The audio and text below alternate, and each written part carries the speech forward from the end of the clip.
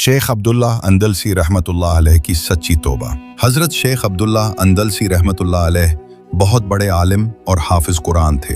1,00,000 हदीसें ज़बानी याद थी। एक दिन वो ईसाइयों की बस्ती के पास से गुजर रहे थे। वहां सलीबें लटकती देखकर दिल में ख्याल आया कि ये लोग कितने बेवकूफ हैं जो अल्लाह के साथ किसी को शरीक ठहराते हैं। बस ये तकब्बुर का ख्याल दिल में आया तो अल्लाह ने उनका ईमान छीन लिया। उसी वक्त करीब ही एक कुएं पर वुजू करते हुए एक खूबसूरत ईसाई लड़की पर नजर पड़ी और दिल खाली हो गया, मोहब्बत हो गई। शेख ने मुरीदों से कहा, तुम लोग वापस चले जाओ, मैं यहाँ रहूंगा, इस लड़की से शादी करूंगा। मुरीद रोए, समझाया, लेकिन शेख न माने। सब कुछ छोड़कर ईसाई लड़की के घर मुलाजिम बन गए। सुबह सुअर लेकर जंगल में जाते और सारा दिन चुराते। पूरा 1 साल इसी तरह गुजर गया। कुरान, हदीस सब भूल गए। हजरत शिबली रहमतुल्लाह अलैह को शक हुआ कि जरूर कोई हिकमत है। वो ढूंढते ढूंढते जंगल में पहुंचे। देखा तो वही अम्मामा, वही असा वाले शेख सुअर चुरा रहे हैं। शिबली रहमतुल्लाह अलैह ने पूछा, हजरत कुरान याद है? शेख नहीं। कोई एक आयत याद है? शेख सोचकर बोले, बस एक आयत याद रह गई है,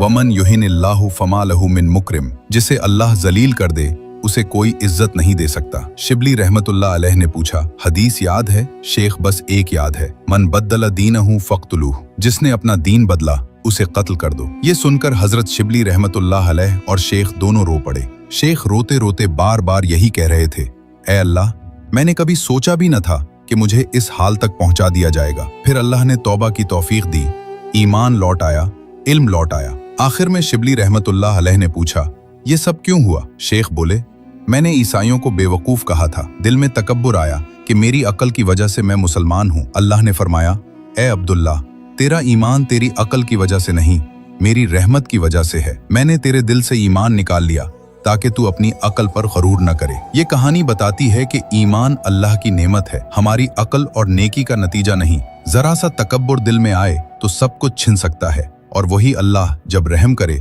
तो सब वापस मिल जाता है। Sarur Yar Islamic channel. Thank you for watching.